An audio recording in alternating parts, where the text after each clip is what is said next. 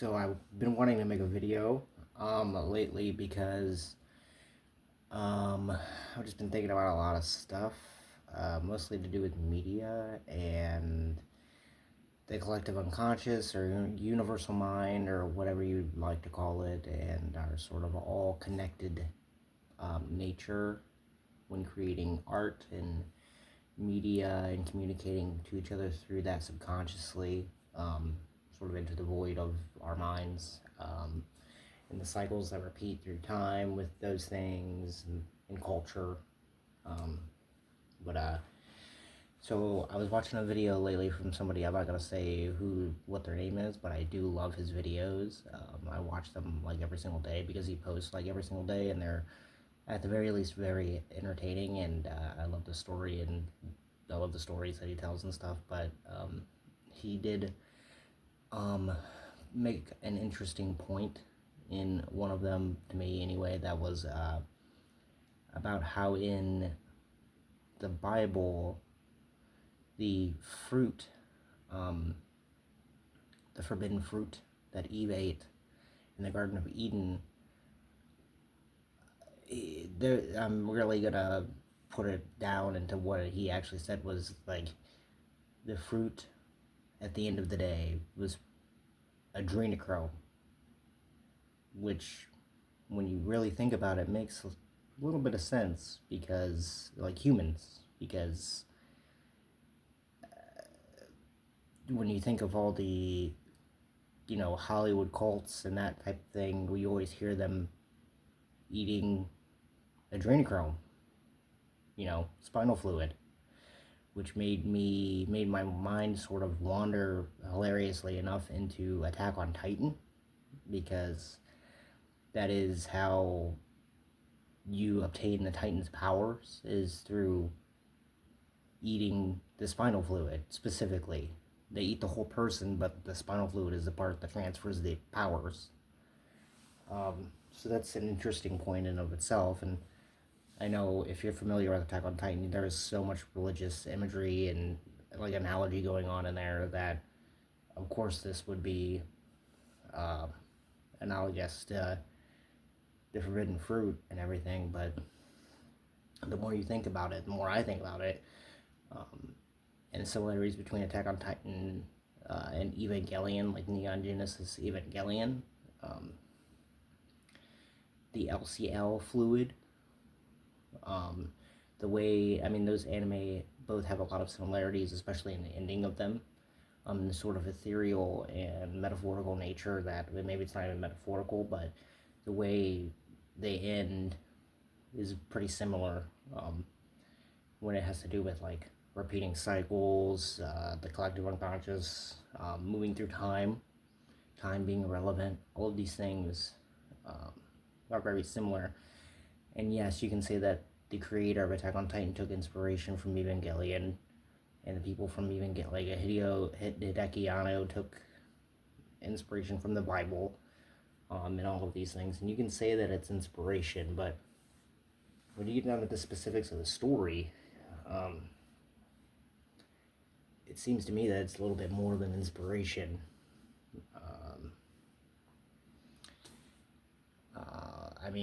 My mind goes crazy thinking about all of the sort of subtle ways that a lot of media, it even goes into the Matrix.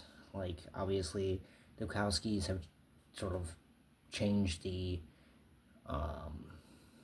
their outlook on their own piece of media as of late, but you can never change my mind that the Matrix is a specifically religious allegory, obviously, for the Bible, with Neo and the One being Jesus and being reborn and all this stuff. His name, the One, though, the One, if you know anything about metaphysical sciences or anything like that, the One is sort of a metaphor for everyone, the all, or any kind of esoteric knowledge will lead you to that sort of thing. But yeah, I just wanted to talk a little bit about that. I'm getting a little worked up because it's the first time I've really talked about it to anyone but myself in my own mind. I guess I sound probably insane. But Attack on Titan has so many things, and I wanted to sort of bring up like a lot of these pieces of media. When you listen to them, when you watch them, um, you get a certain, at least I do, I get a certain feeling that the things they're alluding to are real, in some capacity. Maybe not in this specific dimension, but maybe they have become real. And I don't mean real in literal sense. Like a lot of people with Attack on Titan will probably say like giants existed and they walked the earth and they ate people. Sure, maybe, possibly. I really don't effing know, but I think more so it's sort of about a plane of existence that you're living on. I mean, when you have, giant people, titans, eating smaller people to gain their power, um, it could even be a metaphorical sense of like subconsciously telling the populace that, hey, there are these people that are metaphorical titans, the 1%, taking the energy and power from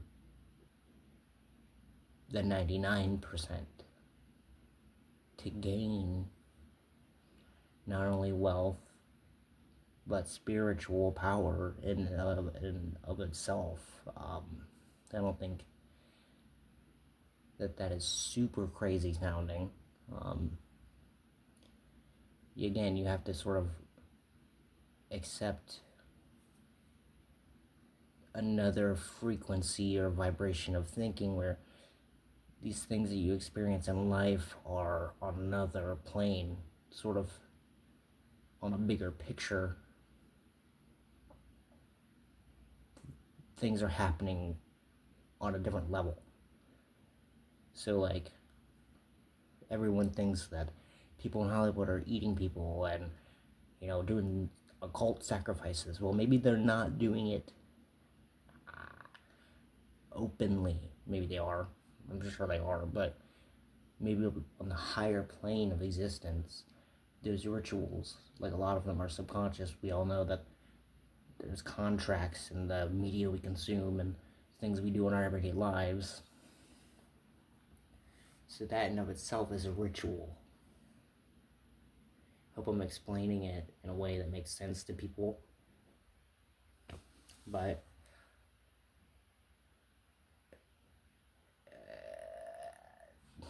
I don't know. Maybe I sound crazy.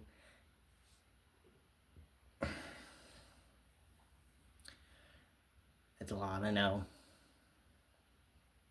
And I'm probably talking super fast. Because I'm just sort of excited to get this out of my body, out into the world. But yes, it would be like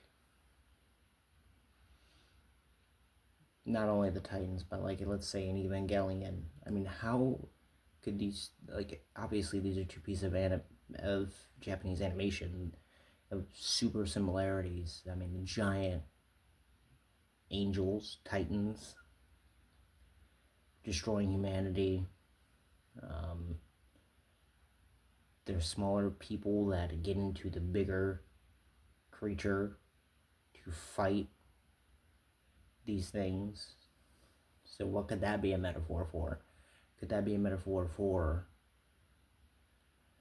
like normal people, the 99%, the ones that are closed off, the NPC type people, waking up, becoming more powerful entities, and then battling back against the larger, more powerful ones? I don't know, honestly. I just made that up right there, but you have to take pieces of media, and I've noticed it. When you see a piece of media and there's something about it, and these days it's all in all of it, when there's a piece of media, you watch it and you feel something about it is real, that means usually it is. Usually, if you have a feeling about it, it's true. not everything, obviously, but like on some level, that piece of media, the creativity it came from, and even if it was written by AI, that AI was created by a person, people who put themselves into the work. So, therefore, there's a part of them in it, whether they know it or not. And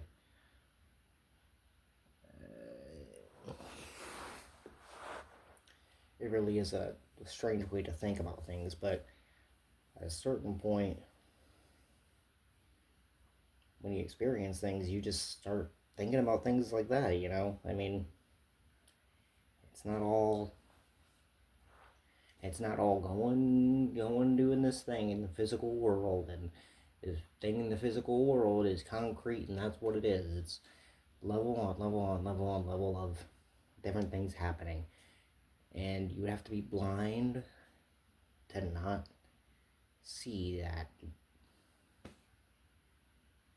Anyway, I think that is all that I have to talk about. I mean, I'm sure I could talk longer and longer and longer about it, but um, if anyone has any similar ideas or interesting ideas they would like to share with me about it, about anything sort of that I've said, even though I'm rambling and rambling, go ahead and feel free. I would love to hear it, honestly, so thanks.